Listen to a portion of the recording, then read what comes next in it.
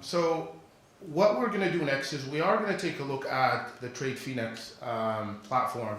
And I'm not going to lie, earlier when I was standing here, with Atul and Ritesh, who will be talking to us, I was really trying to wrap my head around what they've done. And to be very honest, they really made some huge progress, especially when you look at the underlying infrastructure, XinFin, and the simplification. You could technically, and I don't want to steal their thunder, but you can almost, stand up a masternode with 2 clicks and you're done. And what they've done is really created an innovative way to bring and distribute some of the trade finance assets to the growing class of alternative investment, which is very important, especially when you consider those micro and small medium enterprises that have difficulty obtaining credit through the traditional instruments. So with that said, I would like to introduce our 2 speakers.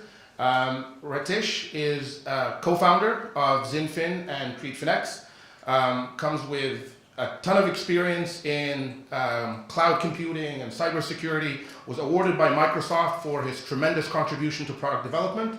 Atul is the co-founder as well for TradeFinex and XinFin. He was the lead on building a $100 million blockchain network, leveraging also Swift. And we're very privileged to have them with us today to walk us through this incredible innovation. So without further ado, put your hands together for Atul and Ritesh. Thank you so much. Thank you, Avi, for that introduction. And thank you, Dr. Bhaskar Das Gupta, for being so encouraging and briefing people about Abu Dhabi global markets. So, the good thing about big starts is they always start small. So, it's an usual story when we, before I remember some of the early Bitcoin or blockchain, meetups. There were like a handful of people, and now look at it. Now everyone wants to be a part of it, right? So, I think a lot of you are curious, and a lot of market is curious, but they're trying to get the hang of how things is going to eventually work, and that's actually kind of our job, and we've done it successfully previously, and we are here to do it, again. But where did it all start, right? After the 2008 subprime crisis, the global trust was broken, right? And after that, there was, this demonstration by the first, the brand ambassador, which is not perceived obviously in a positive way, the Bitcoin blockchain, to showcase that people can be brought together on a fully technological network, provide transparency and trust, right? And the underlying technology itself was it was not really developed in that year. It was like years and years of research. And that was, the first use case that was, proven by Bitcoin itself. And we soon realized that, look, this use case, right now, the proposed use case is kind of, some people are using it, but it's not really favorite. Most people don't like it yet, right? Especially regulators and banks, or a large part of the ecosystem doesn't get it yet. So we started looking at the underlying technology, and we thought, look, we can actually, rather than trying to disrupt something totally, why don't we get the existing market participants to work with a network that will be more suited for their adoption, as opposed to asking them to totally, shift the way they, work or transact, but to more be interoperable and integrative with their existing systems. So we struck our first success. That was my previous stint actually, and I set up led creation of one of the first production blockchain that was set up initially only by 3 banks, and then now currently has 26 banks and almost and the entire Swift network using it. In the last funding round, it was valued around $100 million or so. So that's where we actually were able to prove that blockchain indeed was an underlying technology that could work if applied in the right environment to a real kind of problem solution. Now I'm going to keep aside technology for some time and tell you about. Let's take a look at finance. Let's take the technology totally aside. Finance is what? Finance is people who need money and people who have money, right? So it's a kind of agreement or contract or an arrangement between them over a network. And most often, this network is kind of governed by some kind of centralized institution, right? Where we are applying this technology or taking up the use case really is the trade finance market. Now that's driven by local or consumption. The water that you're having, or the coffee that you're having, or the shirt or suits or trousers that you bought this month or last month. It is driven by the basic consumption that a human being is is kind of committed to, and there's almost 100% probability that you're going to have a coffee tomorrow, right? And that is something that we're targeting. We thought it's more relevant. There's a ton of problems because it's underlying or connected to the human need. The size is kind of massive. These are the numbers that we're looking at. 15 trillion is the market size that a lot of entities like World Bank reports and are stating at for this market.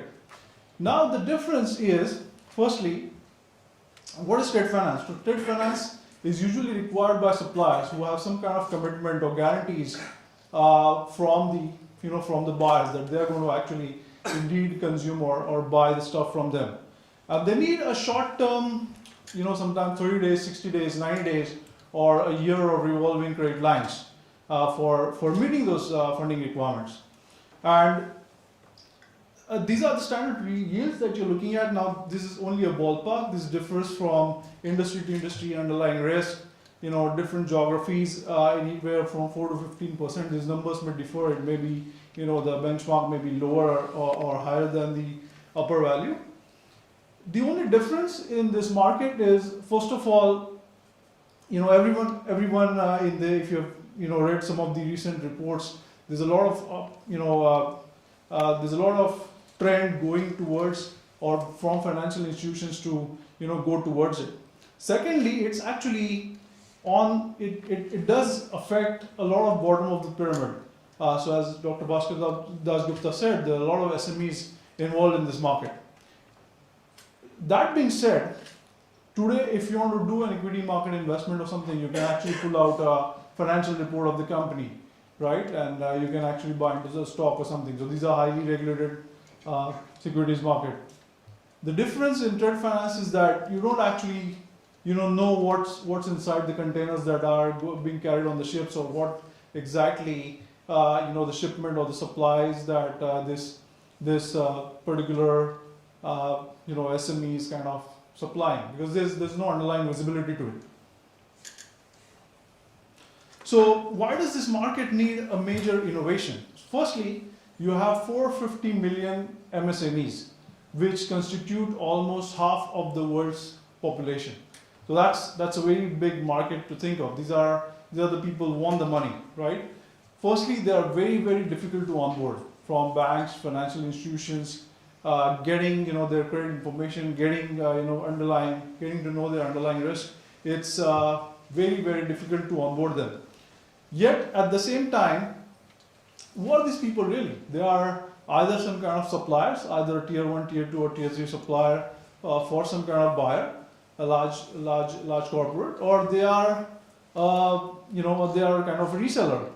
So as per the report from Asian Development Bank, there's actually a $1.5 trillion funding gap between the actual funding that's done to this market as opposed to the funding that they need.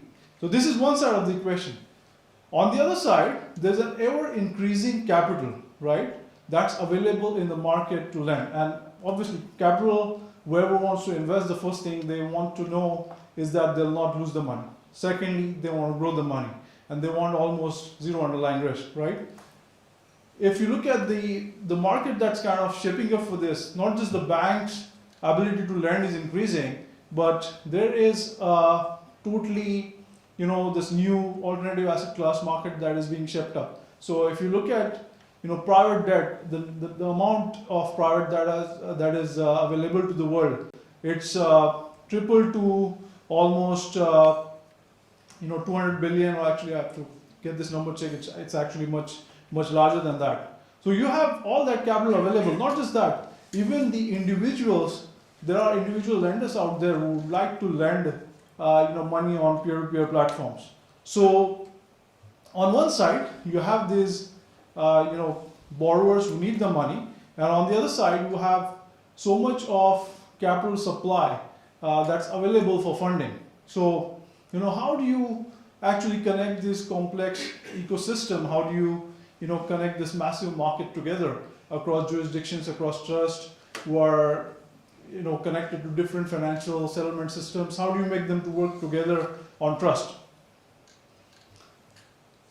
So what is TradeFinex?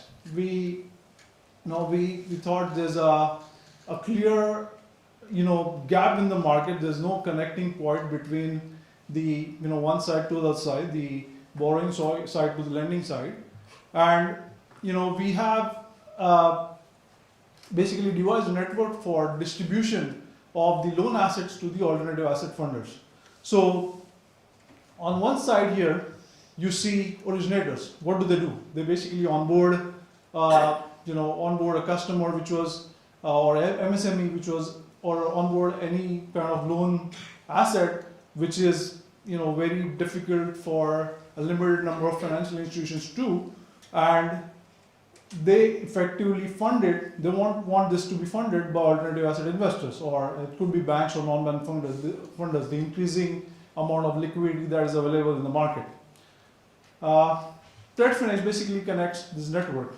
Now I'm going to let Ritesh go deeper into how originators and the funders market have evolved, and why this network actually is required, and why we are seeing a great adoption right now in the global market coming in from these participants. Ritesh, I'll hand it over to you.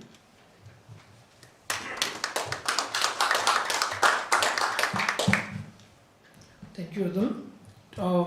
I'm going to cover this topic, which is like originate to hold and originate to distribute. So I'm going to cover this topic, which is like how we are empowering loan originators. If traditionally bankers, they always used to create own loan books, traditional market. Later on, many fintechs also came into this space. So if you look at before subprime crisis, most of the bank, suppose you are looking for a loan, you have to go to the bankers, they'll just onboard you, and they used to provide you a loan. But after 2008, the things has been getting changes, because after subprime crisis, many banks and financial institutions, they got problems. So these things are alerted to various regulators. So after 2008, regulators like FCA, they given lots of advisory to the bankers, those who are holding their assets, they are maintaining their loan books, to divert some of your portfolio to the investors, those who are high risk takers. So previously concept was very famous, which used to call originate to hold, like traditional banks. Later on, after this crisis, that people started realizing if they are depend on 2 or 3 sources, then it can bankrupt their entire systems. So they started doing distribution to the other lenders. So this concept called originate to distribute. Now there is a difference between originate and hold. Suppose bank used to create originate and they used to hold themselves, then they follow very proprietary systems to be followed. Every bank, they have different systems. But when they go for distributions, they are going to give their loan books to other people, then there should be some standards. They have to maintain certain standards. Okay, so they can easily go to the other funders and they can say, look, I have these books, I want to divert some of my portfolios. So what we realize in market, most of the originators, they have a very non-standard method to originate their loan books. So we try to standardize those things. Okay, so once we standardize origination part, then only we can go for distribution part. So we created various tools for fintechs and banks. It can be especially for trade finance, where we provide invoice factoring, invoice tokenization, supply chain track and trace. These all tools helps originators to create like quality originations which can be easily distributed to the other funders. So I will give you a small very video where we show that how we like connect to the systems, get data, converts into token and put into the network. Let's see invoice factoring. Log on to TradeFinex.org. To add the invoice to blockchain through a smart contract, click on Invoice. Here we see some features of the invoice. Click on Start POC. There are two ways of adding the invoice to blockchain. The first is through QuickBooks, or we can upload the invoice manually. Select the option to connect with QuickBooks. Enter your email and password, and connect your QuickBooks system. Now you can see all the invoices on the screen. Upload the invoice to the blockchain. Just got your invoice added on blockchain. This is Now your invoice contract is ready to be deployed on our network. It might take a few minutes to deploy on a public blockchain network. You can see your bond deployed on the network and check the hash of it.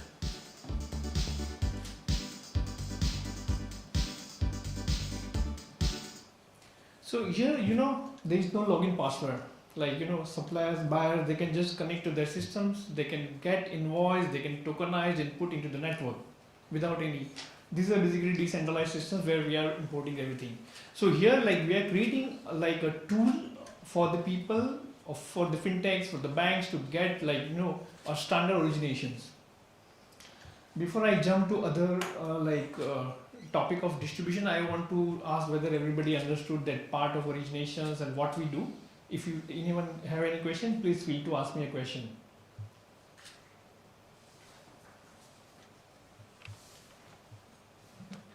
These systems can be like, the QuickBook is used by I think more than like 5 million SMEs, and we just empower them. So we still have many other like tools. It's already available on our TradeFinex websites for like system for track and trace, system for invoice factoring, and someone want to like issue a bond or commercial papers, they can like deploy in our network. But what we observe, like most of the Ritesh, yeah there is one doubt. Sure. I'm not sure if I'm jumping a little too early. Maybe Yeah. you might address later. sure But when you're uploading those invoices, or when an SME is sharing those invoices, and say at some point of time there are non-disclosure agreements, okay. so would that also take the whole system into a different scenario? Yeah, you are talking about, this is like, themselves, they are uploading this on our systems. It's not through like, some intermediary There's not parties. a central hub. They upload it from their end. Yeah. So if you look at it, initially they used to enter login and password. So they are entering their own login passwords and they are uploading. So it's like, after their permission only.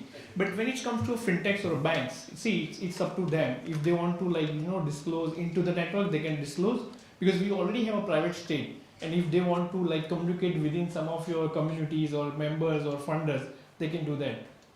And secondly, on the other end, when it is being funded by an external bank or an external entity. Yeah. So for an SME, I'm okay with getting the funds, but how do I know the source of funds where I'm getting it from? Do I get that clarity? Yeah. So after second slide, we are talking about distribution. Okay. So you can like take this question after looking at particular videos.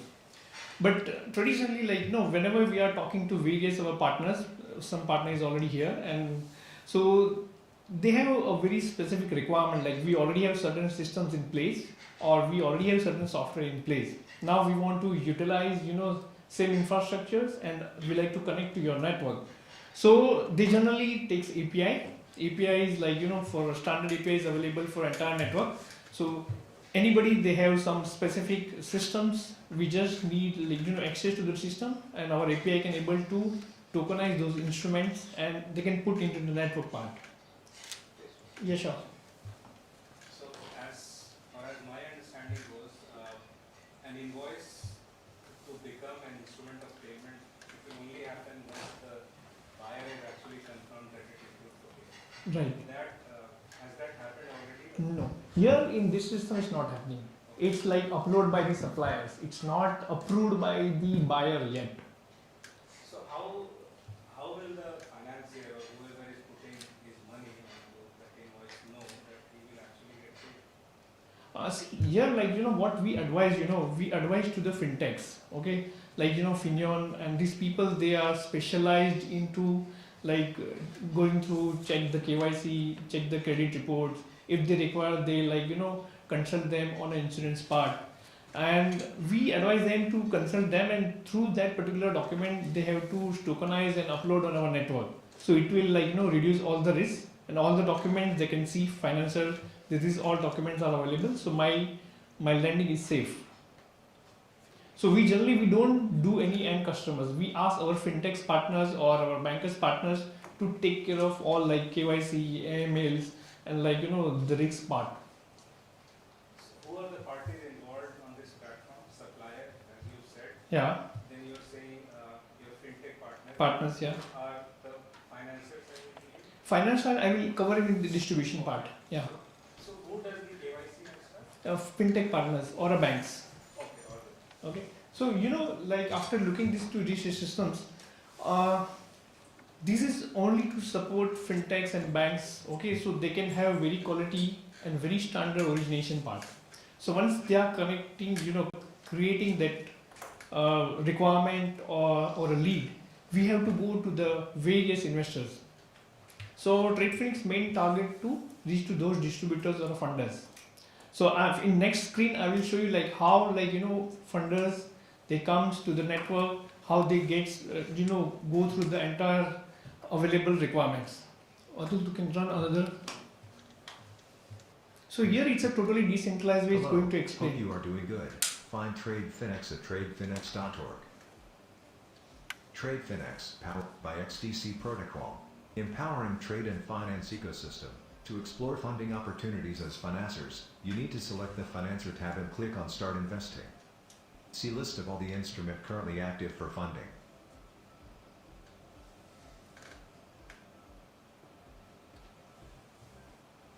To review loan documents, need to click on Get Access. Note, only network members can access this document as a financer. To become a network member, financiers need to set up masternode by staking 10 in XD coins. Detailed steps are available at page. If you are already network members, then you just need to enter your network's private key. After entering the network private key, you will see the document access link. Just click on that link. You will find the detailed document like KYC, business profile, credit score, etc. This will help So financiers this has to been review created by documents. fintech This partners or entire banks. process work under peer-to-peer and on XinFin blockchain network without storing any private key or user data. If you need any help, feel free to chat with our online representative or join Telegram channel. So this screen was for funders, like how they used to access without any login password. They are just accessing to the network using their private keys. And we already have partners, they are into custodian space. So larger institution can take their help and they can access to the networks. They can set different parameters to access this network. Now you had some questions about funding. Yes. Funder part. On the other end, when a non-banking funder is participating in giving the funds, Yeah. as an SME, how do I know that's coming from a legit source? How do I know the AML side? And that's what you're answering, right? Correct. The Yeah. bank actually Yeah. has the due diligence. So you seen that part where financial they are accessing to the documents. Now they are like they have to run. First of all, they have to install masternode. Okay. As a process of masternode, they have to upload a KYC and ML document before they are setting up a masternode. After setting up these documents, they becomes part of network. Okay. Now this document is available for all the participants, all the investor class. So if there is some problem, they can throw out from the networks, like normal tech part works. Like the committee, if they are rejecting this particular node, they can go out of the networks, and they have to stake certain amount to become a partner of part of this network. Ritesh, Yeah. you said that masternode. Yeah. Now I am a SME, I go to masternode, I put my KYC documents.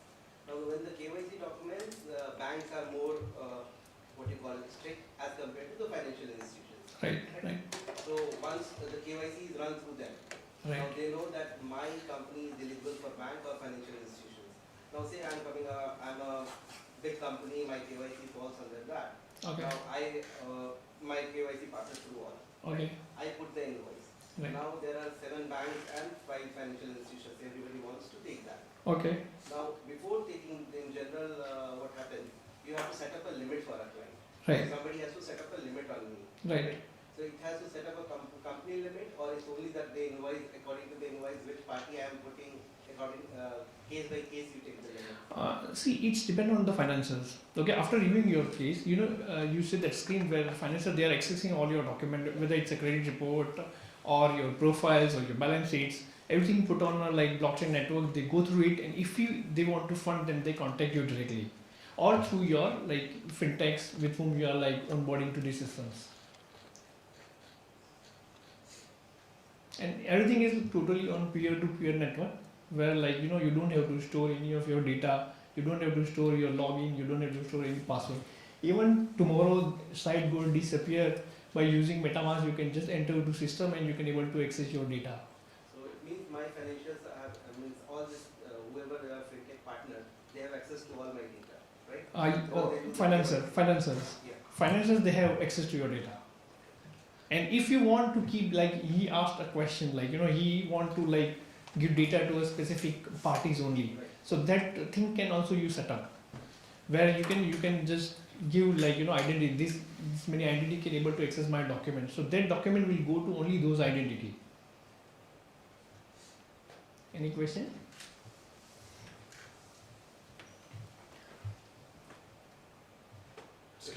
Yeah. Are you going to cover the fees at a later stage, or what would be the contribution taken by TradeFinex on this? Yeah. So we are only focused on our distributions because everybody wanted to go to the funders and like get funding. So our plan is only charge a very small fees to distribute a per document. And in future we are trying to do end-to-end where we can integrate all the stable coins and digital fiats, so they can get money also on like peer-to-peer way. So it will be depends on like what is the bill size, how much funding they got, and what was involvement from our fintechs or bankers partners they are having. So I'll invite again Atul for our next session. Thank you, Ritesh, for that. The demo is always engaging, and we have a couple of new participants to this session. Thank you for joining us. So again, a basic question that everyone would ask. The trade finance ecosystem works as it is right now, right? Why is blockchain even required? I mean, that's probably the question that most of you have, and it is the right question. So we have dug this question deeper into ourselves, and even during the first implementation that we did for the consortium of banks, the same question came up, like why do you even need it? Now here's why we use it. Here's why we use the underlying peer-to-peer distribution network. Now first of all, the digitization part, right? Trade finance, or most of the distribution that happens from originators right now to a limited amount of funders, the documents are still in the paper form. Now that's all of you know how tedious that is, how tedious task that is, how time consuming task that is, and how difficult it is to first of all share that. So one of the first features that we have implemented is the digitization. A blockchain network inherently has a hashing feature on a document. So if you are able to have a verifiable hash of a physical paper document or certain kind of data standard or structure to be uploaded on the network at the time of source only, during the lifetime or during the entire trade process, you'll always be able to verify. So it can never happen that someone is able to break that original document or data standard into something, like tamper with it, and still be able to go through with maybe some kind of fraud or something. So you'll always be able to have a digitized document verified in the network if it is taken at source, to be verified along all the trade processes. So that's a very, very massive feature and it is done over network. So there's a difference between having it in some centralized system and having it on network, because a lot of people are trusting it. If you're maintaining a single node, single centralized kind of portal, that company or whoever is doing it for you can go through that kind of tampering. But on a network, everyone knows. So there is the network itself acts as a source of truth, and that's what not just the benefit of degradation allows you, but in the second use case is the fraud prevention. So when the network allows you to do that, you can have a trust even more than the paper documents itself, because the underlying, all of you know how much money financial institutions lose in double financing, or even having a completely fake case of loan underlying, because the underlying documents are not transparent, that are not verified, but have been tampered with. And there's a large number that's attached to those losses, right? Many companies have lost portfolios, many investors have lost entire portfolio due to underlying frauds. So you prevent all that, because now you have that over a piece of over a network. Third part is the counterparty risk mitigation. In fact, even before that, blockchain inherently allows you also to tokenize something. So what is tokenization? Let's say I'm able to, let's say this was my token, I pass it on to Mikkel, or Mikkel passes on to someone. Then I have lost the ownership of this device, right? I have actually passed the ownership to Mikkel, and then he has passed it to someone else. That part can be done totally in a digital way on a blockchain network. So when I'm converting even a physical document, I can convert it, I can tokenize it. So when I'm actually handing over that ownership to someone, I'm no longer in custody of it. The new guy is in custody of it. So this works amazingly well in as a tokenization feature, which allows you to use it for counterparty risk mitigation. So let's say you have a post shipment or a pre shipment, a difference between who is going to take a risk of let's say a certain trade instrument between the pre shipment and post shipment period. You can tie it to escrow, you can tie it in a fully digital tokenized form. And not just you can do that, you can actually have a settlement linked to it as well. So you can settle it across on the common digital token standard on the network. So this is, the benefits a lot more, because once the network grows, these are all the features that you can unveil. Now settlement is one more powerful feature. Not long ago, in fact just 3 or 4 days ago, you'll read that Bank of International Settlements and Bank of England had tied up to set up a pilot on central bank digital currencies, right? What this means is that all this is going to come up eventually, whether 2020 or 2021. If you have a common digital standard on a network, you can actually affect a settlement with it, with your fiat currency, either directly in your bank account, or whichever are the CB central bank digital currencies coming up by, whether Bank of England or anyone who are introducing it. So this is a massive, one more use case actually is that when you are working on a network, you also have to work with your competitors. So you're not giving any competitive advantage to them by working with them, but you still have to work together because you're part of the same ecosystem, right? So that not being able to lose your competitive advantage, sharing data, yet in the same way, yet at the same time not able to lose your advantage is actually a massive use case, and that's why blockchain is an underlying strong network that kind of proves all this use cases, and this is the reason why we do have that implemented on our network. We have this video that basically explains it very simply what the underlying network is all about. You'll be able to see it.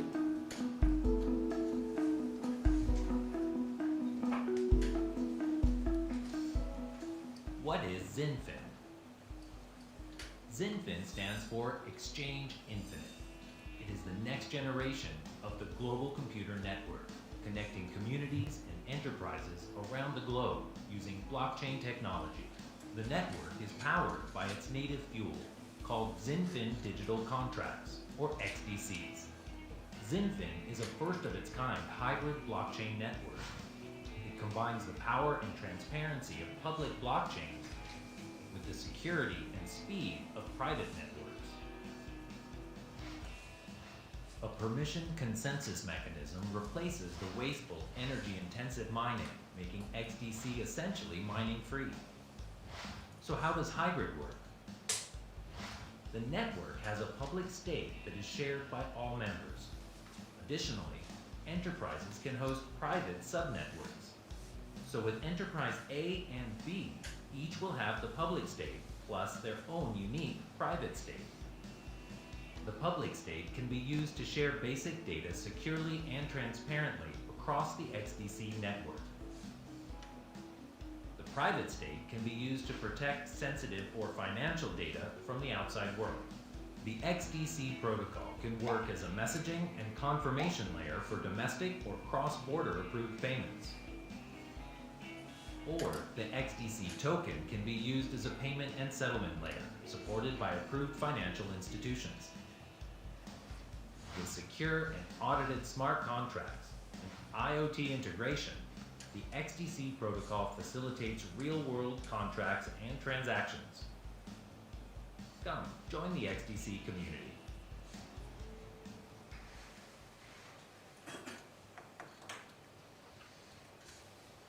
Yeah, Atul, can I just say something? Ladies and gentlemen, I just want to highlight what you just saw, that video, in my opinion, is really where the true innovation is. When you think about it, when blockchain first came out, you all heard about mining, and you got to solve a very complex algorithm, and it's so energy, so much energy consumption that happens. And these guys come up with this innovation where they're using something that is completely different. They oversimplified the entire process. And when you think about it, TradeFinex is one use case. But there is so much more you can do with this. And this is really what, really opened my eyes earlier today when I saw this and I was talking to the gentleman. So I highly recommend that, throughout this session, at the end, do talk to Atul and Ritesh about XinFin and about TradeFinex, but also about some of the other use cases, KYC, KYB, use cases around, you heard messaging, confirmation for like international remittances, payments. It's really like a huge step forward when you really think about it. So just food for thought, keep that in mind. Thank you.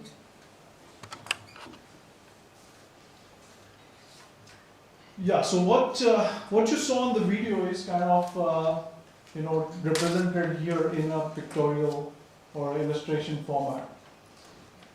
As I said, when we started looking at some of the blockchain projects and why gave it a notorious kind of feature, or what was it that kept the regulators always uncomfortable, or the banks always uncomfortable, is that firstly, there were a ton of problems. Firstly, the infrastructure that you required to be part of such a network were really, really intensive. Like it was capital intensive. It was intensive in terms of the resources that you need.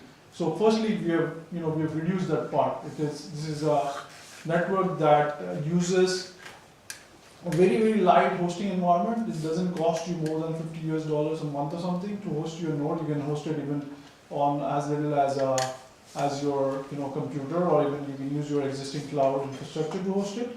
Not just that, you are able to integrate this network with your existing either origination platforms or settlement systems or whatever data sources or integration points in terms of API that you have.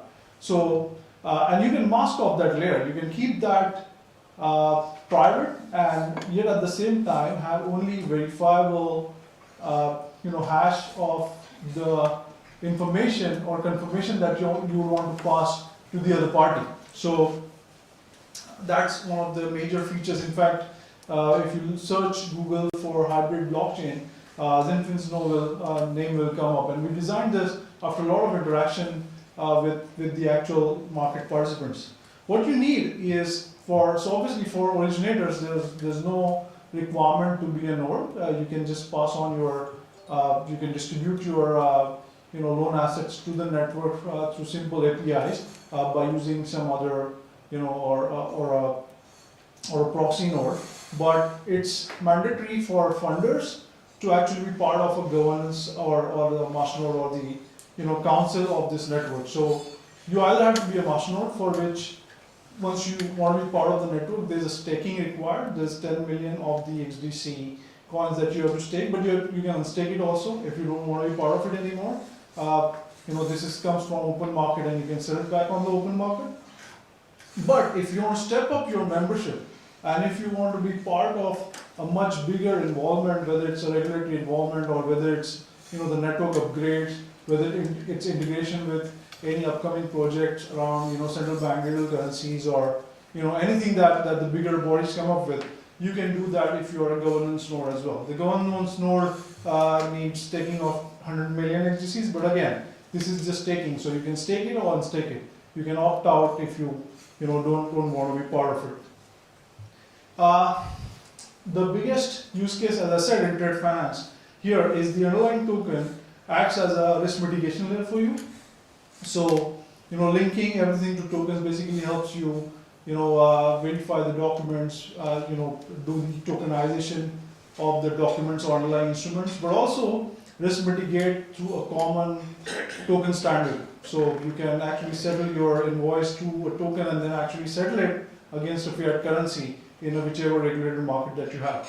Currently, in fact, we do have partnership with JP Morgan backed USDC project, so there's some liquidity of XDC on that. There's also some liquidity of XDC against Indonesian rupiah, and we are actively working on enhancing this liquidity. What it benefits is all the origination partners and distribution partners can work in a more frictionless way. The fees that internally have to be paid can be much quicker, much faster. This doesn't need to be an external heavy cost settlement system, and it's almost instant, right? So this is what the underlying network is all about. You guys have any questions? Feel free to ask me about the network or the 2 slides that I covered.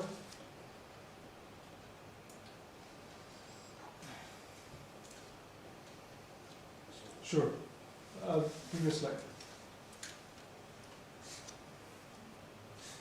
I just wanted to understand in this case that you have the one that you showed. This one, the figure here? Ramco, etc. Next page. Oh, next page. Ritesh will be covering. Pilot. Sure. So what exactly did you do? You guys do?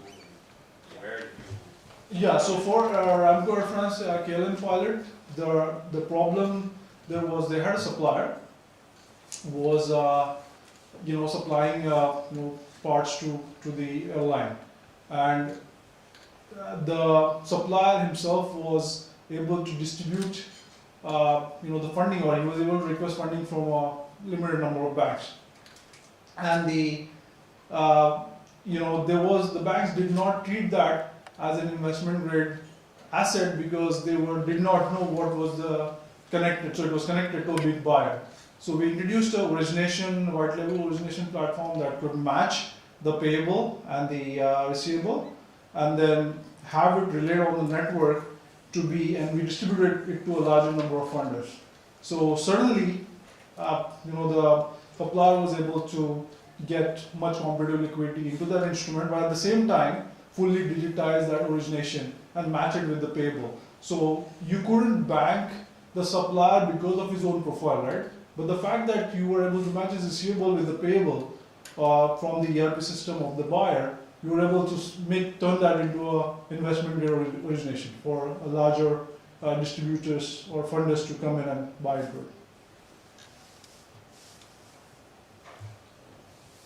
I'll let Ritesh do the last couple of slides.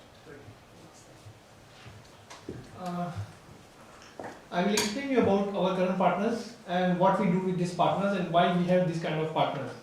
So as Atul given a brief about, we done with very interesting pilots with Air France KLM, and we already have a document like what we have done in detail, so we can share with you after this in coffee break. So we have partners called Ramco. Ramco, they are one of the biggest ERP company. They serve to many Fortune 500 customers. So what we do, we just get permission from the client, like we took permission from Ramco Air France KLM lab, and like we fetch data from the systems, like we integrated on our networks, and like we asked funders to like look at the documents and everything is on place. So that pilot was very interesting and very innovative, and many Singaporean governments and they like appreciated that particular use cases because it was the first use case, and like everybody was talking about blockchain, but it was the first use case according to Singapore government. We have another partner which is R3. R3, they are only like dealing with the larger institutions and banks. They are a consortium of around like 300 plus regulated banks. So if you go to R3 side, you can see our name that we are the partners, and we are talking on our various use cases for larger institutions. We provide technology, we provide solution, we provide API, standard API, which is not very standard, but it's like if you look at blockchain network, they have certain rules to be followed. So we just given him a better UI, so all institutions they can able to understand how to interact with the systems, how to put data into block, how to convert into smart contract, how to interact with that particular smart contract token. And we have like partners OMFIF. They are basically a forum for the regulators, and we keep doing many events with OMFIF, and they do mostly with all the governments and bankers. Atul, just give a brief about like JP Morgan backed digital fiat coin, which is like the name of coin, like it's a circle. That circle, they are backed by JP Morgan. It's a regulated fiat currency, digital fiat currency. So we have this, like we are one of the very early partner with the circle, where we use this digital fiat to do instant settlement of USD.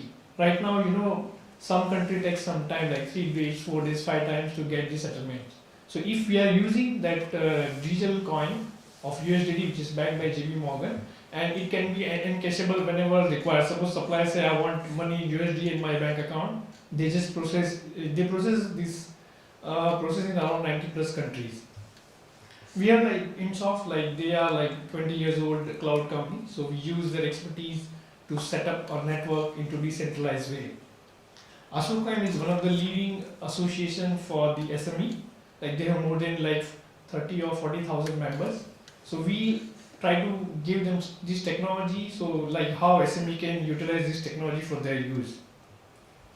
And if you look at the last one, there was one white paper, like by the World Trade Organization, International Chamber of Commerce. They feature TradeFinex as a network of networks. So they feature around 5-6 companies, and they see like where the technology is going, and in trade finance place how we can place the role. So they give us a tag of network. So we are not a private marketplace, but we are a network where we are connecting fintechs, banks, SMEs to our network. We have 2 more partners which we are going to announce after a coffee break. One is very interesting, they are into a digital custodian, and other is like guy came from London. So we will speak after like a short break.